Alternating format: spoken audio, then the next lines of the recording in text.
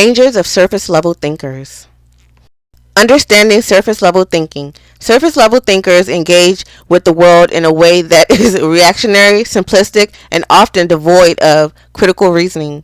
Their inability to think beyond immediate appearances or short term outcomes not only limits their own growth but also poses risks to those around them. They are prone to manipulation, unable to foresee the broader implications of their actions, and often serve as a conduit for harm to spread unchecked. The Trojan Horse, a classic warning. The Trojan Horse is a timeless example of how surface level thinking can lead to disaster. In this ancient Greek tale, the city of Troy fell because its leaders and citizens were too trusting of what appeared to be a gift. By failing to critically evaluate the horse's purpose, they allowed their enemies to infiltrate the city, leading to its downfall. Okay. This event underscores the dangers of shallow judgment. Those who fail to think deeply or question appearances can easily be deceived, jeopardizing not only themselves but everyone in their orbit. Shanquella Robinson, a modern tragedy. The tragic story of Shanquella Robinson further exemplifies the dangers of surrounding oneself with individuals who lack integrity, critical thinking, and self-awareness, which is why I definitely stress at the-goddessuniverse.com and the Urban Goddess Chaotic and now the Magnanimous Maverick Chaotic, we definitely spread self-awareness, being confident, knowing who the fuck you are, because you'll be with these people, you won't even know who you are because you'll be acting out for society. Society doesn't want the best for you. Society actually wants the opposite of that for you. So you have to stand in who the fuck you are, know who you are first and foremost, but you will never know who you are if you only accept feedback from outside people instead of looking within you. When you look within yourself, you know exactly what it is that you can go for or what you're not going to go for. But when you're constantly surrounding yourself with other people who have their own reasonings and their own intentions of why they think the way that they think, as well as their own experiences or traumas or what have you. So why not bet on yourself? I I always think, imagine going down for somebody else's BS, okay, and they wouldn't do the same for you 9 times out of 10, period. But y'all don't want to come into that realization. You'll rather keep lying to yourself, okay, until the other shoe drops, and then, woe is you, because you don't even know what the fuck to do to get yourself back together. And of course, the so-called friend who will probably later use your ass, or you'll feel slighted one way or another, because that's what always happens, especially when people are friends or get into these relationships before they even know who the fuck they are. And the thing is, you don't have to even hate, especially on your friend. Like, what the fuck? Everyone has their time to shine. And the thing is, some people are so envious, so jealous, so hateful and bitter that they don't even see that, oh, maybe, hell, if this is the best person at the moment to make it through and they'll, like, break open the rest of the doors for us, why not? But no, everybody wants to be that one. Well, I mean, everyone can be that one at different times as well, right? And why not just be happy for your friend? That means that's not really your friend. That means you're competing with her all along. And it's okay to distance yourself from people, but y'all just want to be all up on top of each other when it's like, the fuck? Are y'all... I think every season of life has its time for certain things. You know, when you're in college, you know, that's college days. You know, sometimes people want to merge college days to after college days. I even went through that phase, you know, and it did not serve me well. Okay, I cut off all my motherfucking friends. Fuck all of them. You know what I'm saying? Because you come to realize certain things. You come to realize... All I'm going to say is enjoy it while it lasts. And...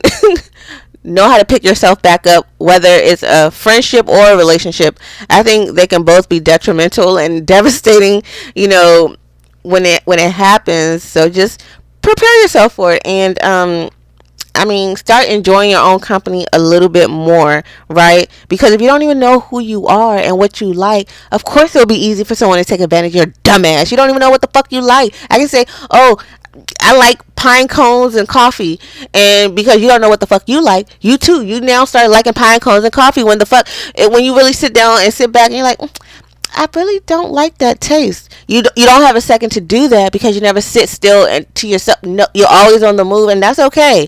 You know what I'm saying? Some people are like that, but just know that if you're like that, you know what I'm saying, don't be hating on people that decide to go a different way about their life. Okay. And the people that are like Shanquella Robinson, they want to see the best in people like myself. I see the best in everybody. However, just as equally as I see the best in everyone, I see their fuck shit from a mile away. But see, that stuff takes time and skill to recognize. And Shanquella, I don't think she really got enough time to do that, to be able to tell these things, and plus people are very deceptive. You know what I'm saying? And when you have a good heart, it's so easy, right? And she was doing the right things. And Robinson, a young entrepreneur, vacationing with acquaintances who ultimately betrayed her in an unthinkable act of violence. This horrifying incident serves as a stark reminder.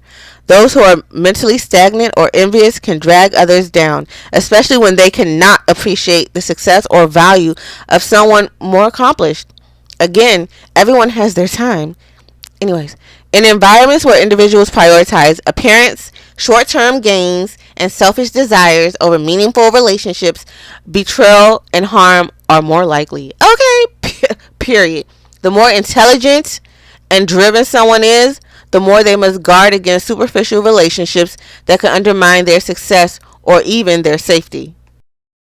The broader risks of surface level thinkers. 1. Manipulation and groupthink. Surface level thinkers are easy targets for manipulation. In history, leaders with ill intentions have exploited these tendencies to devastating and disastrous effect. Okay, this is evident in cult-like corporate environments or authoritarian regimes. With my aligners, it sounds horrible.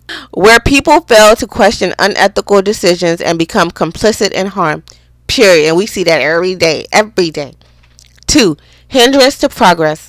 People with limited depth often resist change or innovation because they cannot see beyond their immediate circumstances. This stifles progress not only for themselves but for society at large. Think of the resistance to new technologies or ideas in workplaces dominated by groupthink. 3. Increased vulnerability. Intelligent individuals who fail to carefully vet those that they associate with can find themselves in precarious situations. Surface level thinkers may inadvertently expose others to harm by making impulsive decisions or failing to act in critical moments. The path to protecting oneself. Self-reflection and growth. One of the most important lessons is to prioritize self-awareness and deep thought. By understanding one's values and boundaries, it becomes easier to recognize when others lack the capacity for meaningful contributions. Them contributions need to be contributing. Hello, Cash App. Anyways, selective associations. Limiting exposure to individuals who demonstrate envy, thoughtlessness, or reckless behavior is crucial. These individuals not only drain energy, but can actively sabotage those around them. And then fostering depth.